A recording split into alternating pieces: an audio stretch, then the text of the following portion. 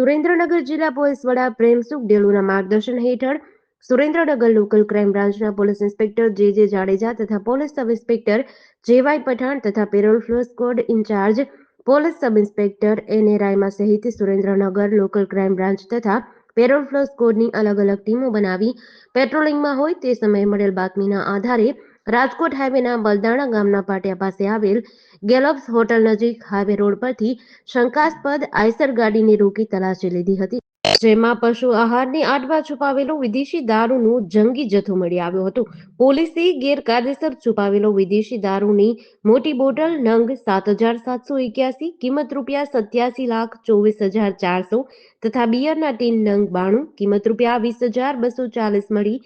કુલ ₹87,44,640નો પ્રોહિબિશનનો માલ તથા આઈસર ગાડી, મોબાઈલ ફોન, તાડપત્રી, પ્લાસ્ટિકની થેલીઓ તથા દોરી મળી કુલ ₹97,74,640ના મુદ્દામાલ સાથે ગાડીના ચાલકને પકડી પાડ્યો હતો। આ ગુનામાં સંડોવાયેલા અચલારામ આસુરામ જાટ રહેવાસી આરવા જિલ્લો જાલોર રાજસ્થાન વાડા સહિત દારૂનો જથ્થો મોકલનાર બાપજી રાજસ્થાન વાડા તથા દારૂ ભરેલ ગાડી આપી જનાર અજાણ્યો માણસ અને દારૂ મંગાવનાર અજાણ્યા શખ્સ અને ટ્રક માલિક તથા તપાસમાં ખુલે તે તમામ વિરુદ્ધ ગુનો નોંધી કાયદેસરની કાર્યવાહી હાથ ધરી હતી।